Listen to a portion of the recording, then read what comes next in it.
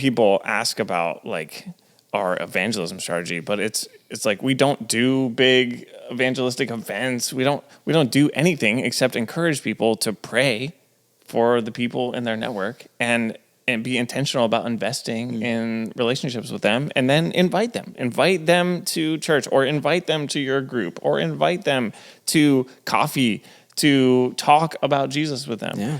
And remember, right, I think we forget with Jesus, it took 3 years with his disciples, right? Or around 3 years for him to invest in them, right? We just want like, hey, I met you 3 weeks later. You are a fully trained disciple. Well done. Our goal on this podcast is to know Jesus better, and with the power of his Spirit, do better. So together, we can be a little better. Well, welcome back. Happy New Year. Guys, it's 2025. Do you remember like in school when you had to like write down like the year and stuff like that? I never thought I would ever see like 25. Like you'd have to write 25. Or like someone born like in the 2000s is now like over 20. I don't get that. But anyway, I don't know. Are you guys like resolutions people? Like do you like sit down and either plan out the year or anything like that? I don't. No? I'm not a resolutions guy either. I usually set some goals, but I just don't call them resolutions. Okay, so what, like, or do you have like a picture for the year? Whether it's goals, resolutions, or whatnot, do you have like or even a word? I'm trying to become more intentional around shaping the habits of my life around Jesus this year than I've ever been. What would that look like? Or have you kind of nailed something like that? I've like set up a habit tracker for myself. Ooh, so I'm habit like, tracker. Yeah, right. So like, am I, part of it is for me, I've recognized that the seasons of my life when I've been more consistently journaling and particularly praying in my journal, I've been the closest to Jesus. And so I want to be intentional about building that habit this year more consistently. I started working on it last year, and so I just want to make that a daily practice this year.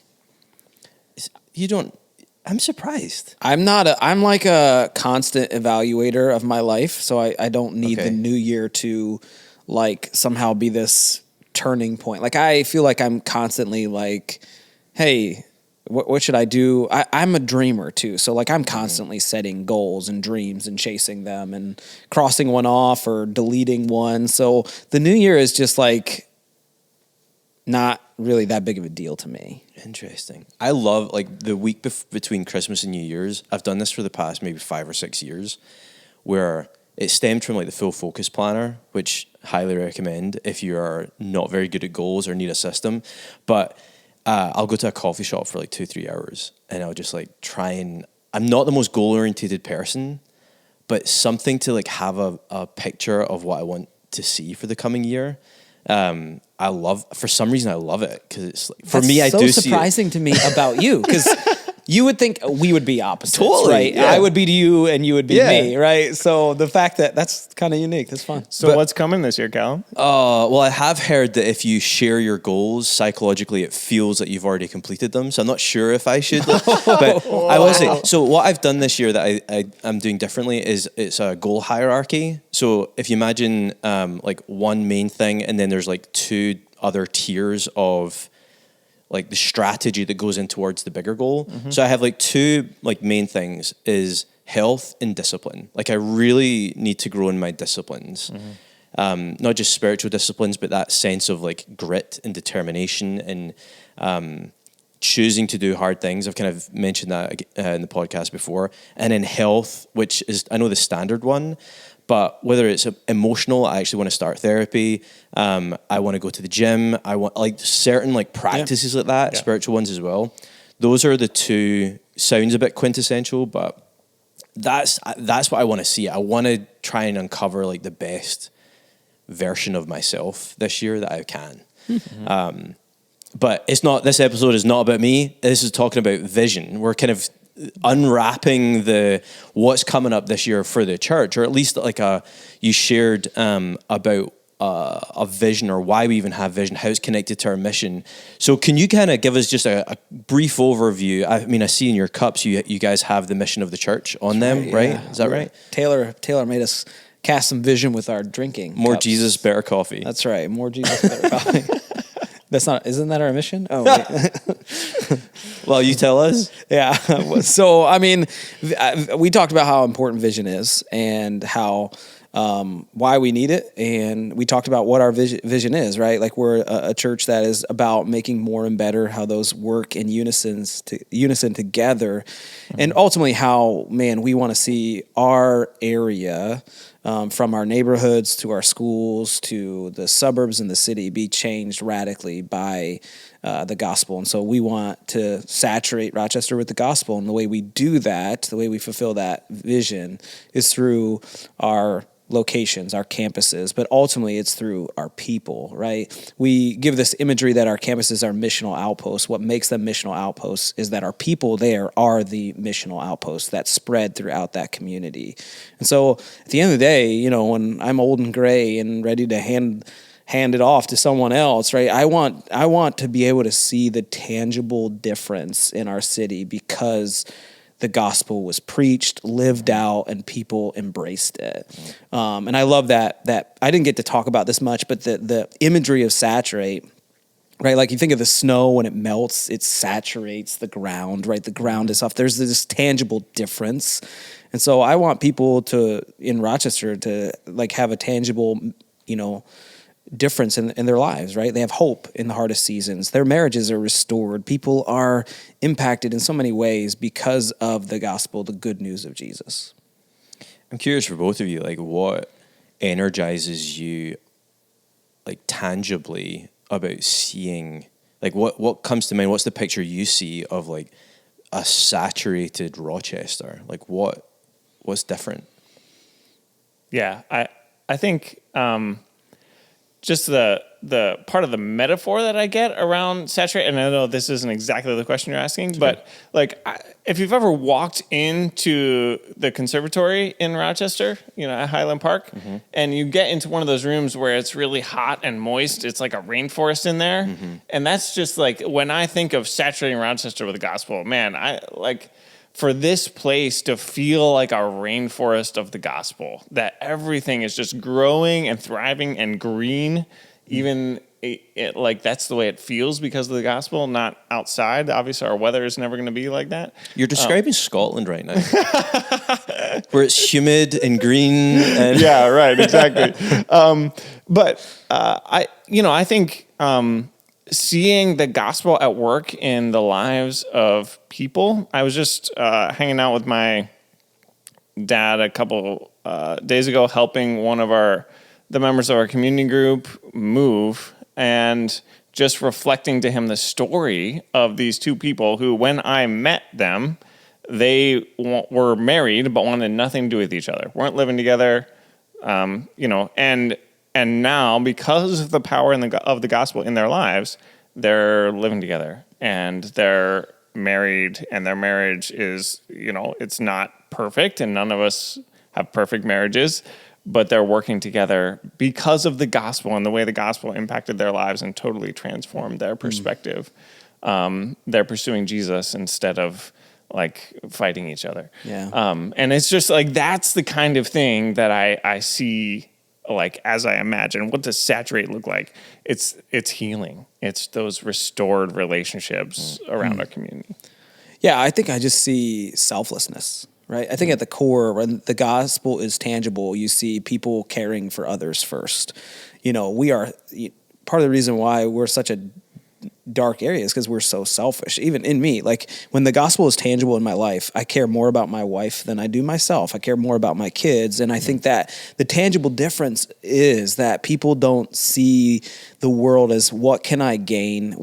How can I get more? It's this, how can we be a family? And like the best families serve one another. They care for each other more than they care for themselves. And like, I would love to see this area be that, where when people are in need, people step up, right? We come together, like that picture of moving, like, oh, you're moving. Hey, we'll be there, right? That's what family does. That's what my family has done for me. It's what church has meant. Like, that's just, I think it's this rid of selfishness and this humility that says, I'll serve anyone and everyone.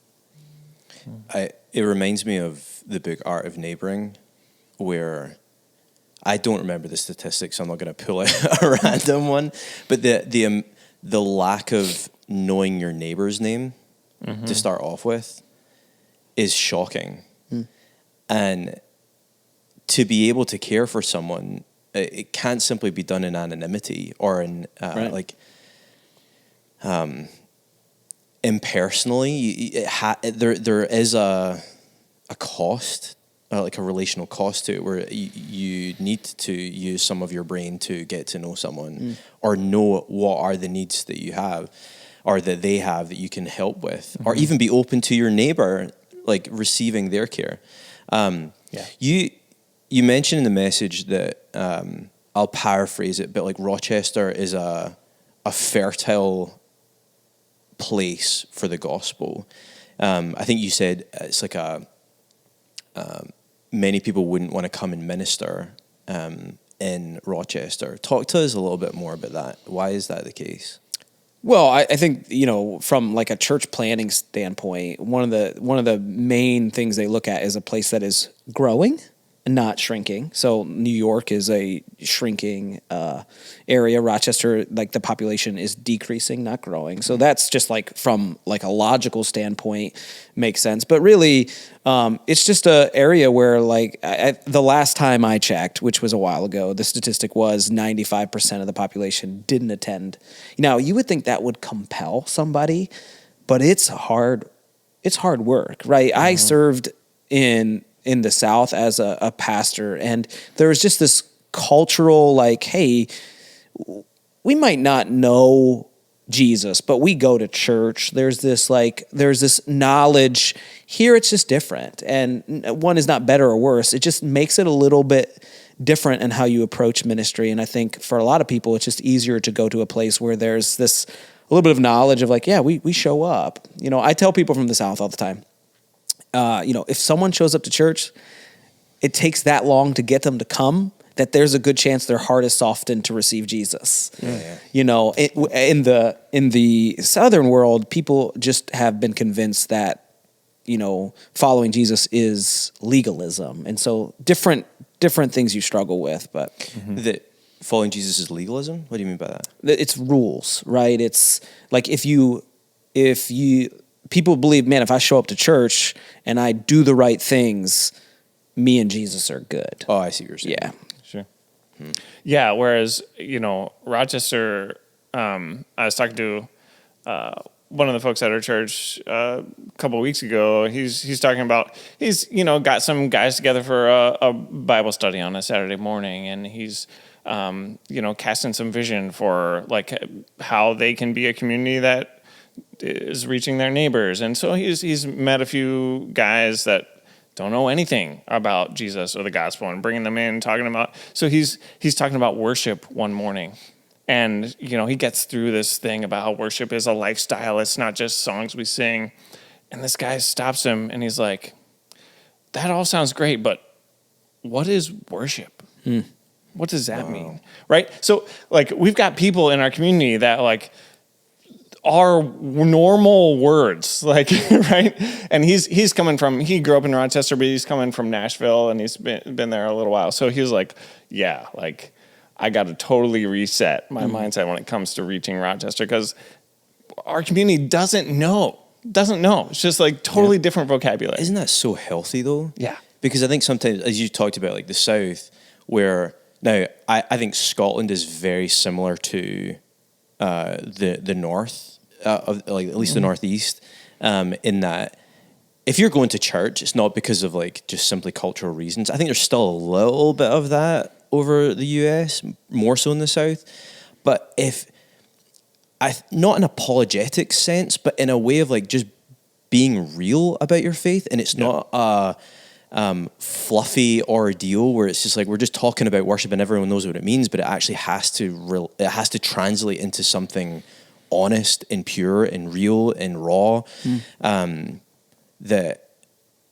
It's interesting you say that people have a hard time in the north, or at least in Rochester. I understand with declining population. I would really struggle in the south because I came from like Scotland. That cultural Christianity thing kind of like doesn't make any sense to me whatsoever.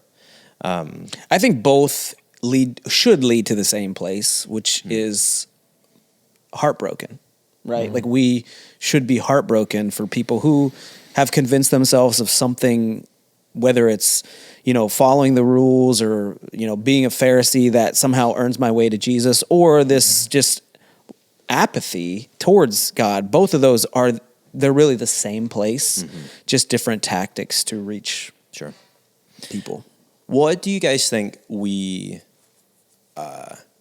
as our church family, what do you think we are doing well, and what do you think we're not doing well when it comes to our mission and our vision? Mission of making more and better disciples, and our vision of saturating Rochester with the gospel. I think when we talk about making more disciples, I mean, the fact that we have 24% more people than we had a year ago is like incredible. Just like we're talking about 400 or 500 new people, more people than were here a year ago, and that kind of growth in this kind of context is just like unbelievable. And it is the kind of thing where you can only attribute it to God, right? It's not like we have some magic formula, right? It's just the gospel, and it's people. Just like you said, it's not that like we have these buildings and we have this incredible system or infrastructure or something. It's people inviting their neighbors to the hope that they have in Jesus. And so like, I love the picture that like, yeah, we create these missional outposts, but in some ways we're all missional outposts of the gospel. We all carry the gospel around with us in our bodies. And as that's the way Paul talks about it. And so I think we're doing something well, right? And we have an incredible invite culture here. We have an incredible sense of family that really does resonate with people when they show up. And so I love that. And I think with that comes a little bit of our struggle, right? Is just, I think we do a great job of reaching people who are far from God, right? Our church, really, if you look at the numbers, sure, there are people coming from different churches to our church, but there's a lot of people who just were ignorant to the gospel, who are hearing it and understanding it. But with that comes the struggle of like, how do we help people continue to take steps, right? So on the front end, like someone comes to know Jesus, how do we get them to continue to walk, not like, oh, I got Jesus, now I'm good. Well, no, now we continue to look more like Jesus. So I think on that front end, we struggle a little bit. And even on the back end of like, hey, I've been walking with Jesus for 60, 50, 40 years. How do I continue engage with the church beyond the levels that we talk about all the time? Or how do I re-engage or reinvigorate someone who knows all the right answers and shows them their place in the body to really serve and make a difference? I think with that, with our success, often your greatest strength can be one of your weaknesses. And so I think that's one of the areas where I see like, hey, we need to help people just really, I don't love the word engage, but like engage is the word, or contribute, be a part of the family, and continue to raise the bar in your life. Yeah, I totally agree. And so part of that is our community group ministry is doing really well. A lot of people are plugging into community groups, and it's really encouraging. Some groups struggle, and some groups are fantastic at helping us shape our lives around Jesus and become more like him and be disciples. But at the same time, our Equip ministry has struggled. It's hard for us to figure out, how do we help people grow, become better disciples of Jesus? And now I'm responsible for Equip. And I think part of our struggle is that it's just really hard to do. And part of it is that we've had kind of a revolving door of leadership over Equip. And now I'm in charge and I don't know what I'm doing. So, Good luck. I think that's where, as a church, organizationally, we're trying to put some resources into figuring out how do we help people grow as disciples in a more effectively. But ultimately, it's not something that we even do. It's something that God does in us as He draws us to Himself and makes us more like Him. So I think that's one of the hardest things, like inside window into ministry, is you feel responsible to accomplish things that you can't ultimately accomplish, right? And so our job is to like give people the resources and to set them up for success. And ultimately, one of the best things we can do is just pray that God would move in the things that we provide, because God can work in anything and everything. And I think that's why prayer, maybe one of our biggest weaknesses, even though we pray a lot, I always feel like we could be on our knees more for our people. I really, I mean, we've had so many conversations about discipleship, and I was talking to a wise, I'll say even a sage from a guy I used to work with. His name's Tom Jensen, back in Chicago. And in our conversation, and I remember when we worked with him, or when my wife Carla and I, we worked together with him, he wrestled a lot with discipleship. And he made a distinction between a follower and a disciple. Because I think in some ways we see it as synonymous. You believe, you're a disciple. And that's actually not the case. The reason being is that a follower is someone who believes, but the differentiator of a disciple is that they help others become disciples. Which you see even in Scripture, there is those sort of distinctions where some people are going to become disciples, not necessarily capital D disciple like one of the 12, but they are going to help others become more like Jesus and help others become more like Jesus. And honestly, I think there's a lot of followers out there that don't know that they aren't a disciple. And that shift between it's not about you, as you said earlier, it's selfless. That transformation of this city, this world is selfless. It's not about us. And following Jesus should translate into helping others follow Jesus and become disciples. That is our mandate for more and better. And I'd love to see more people grab hold of that, that they're not just sort of backbenchers who have known the Word of God for a really long time, but it doesn't translate into how do you actually help other people. That translation needs to happen. I think ultimately that's the picture we're trying to create with this missional outpost language is right. Almost in the sense of like, ultimately our campuses aren't missional outposts if we aren't, because, we are the light. I love that imagery, the light of the world. Like we carry light, and that light is supposed to bring light into other people. So it's much like you said, a disciple just doesn't soak, right? Their light is broadcast so that people see it and want to experience it, and they help them. And then, I always don't just make disciples. I heard a guy from, believe it or not, Chicago. His name's Dan Snyder. He said, no, we don't just make disciples. We make disciples that make disciples. And I think that's an important piece as a disciple. Is it's not just my job to follow Jesus, but it's to help encourage, lead people to continue to follow to Jesus. Do what he did. Yeah. That's a super nebulous thing. It is. Like, you're like, all right, just... and quite existential of like, just go, you as a disciple, go make more disciples. That's it's like, it's I'll say cute leadership language. It's right. But where does the rubber meet the road for you guys in that? Like, how do we, like, I'm thinking we're just starting off 2025. I'm thinking of a listener or a viewer who's like, I want to be more like Jesus. I want to help other people. I want to make 2025 more impactful for the kingdom of God. How do you encourage them?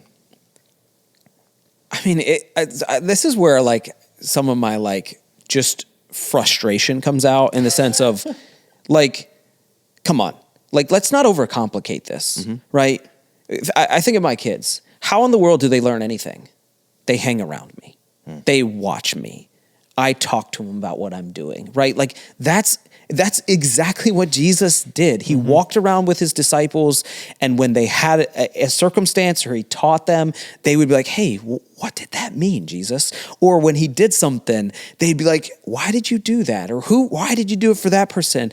And I just think as Christians, we should be bringing someone alongside of us, right? And spending time with people. This is why it's important to know your neighbors' names and inviting them over to dinner for them to just see, wow, they pray before a meal. Like, there's so much to just your presence with someone and them catching what you're throwing out there without you having to, hey, I'm here to make disciples and I need you to be my disciple. It's the same with mentorship. Like we use this word mentorship and everybody's like, oh no, what is this?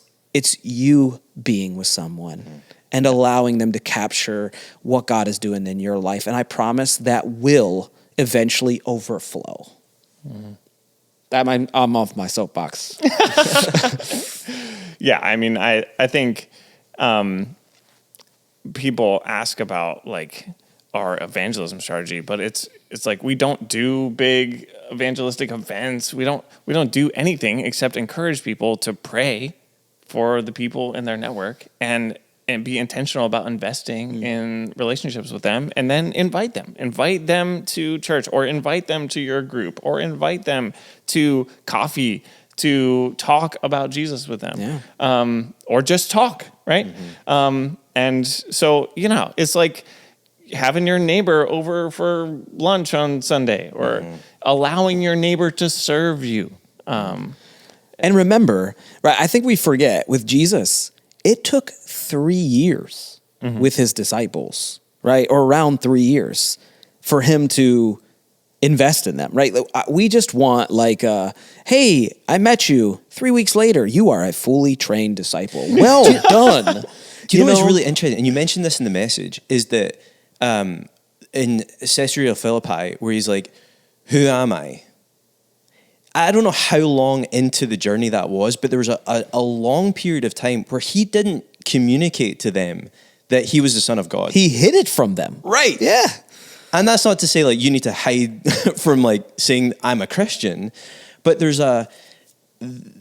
for some reason he wanted them to pick up what he was putting down, not by just him telling them explicitly, but them receiving the love, really the care, the leadership, the example, the spending time, like how he dealt with those situations mattered so much more.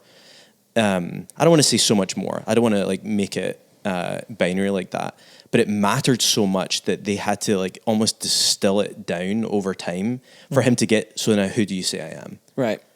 And that's pretty special. And some of them weren't even fully sure yet. Yeah. Simon Peter is the one who was like, yeah, I know who you are. And I'm sure a lot of them were kind of on the verge, but they say before that, like, oh, some say this, some say that.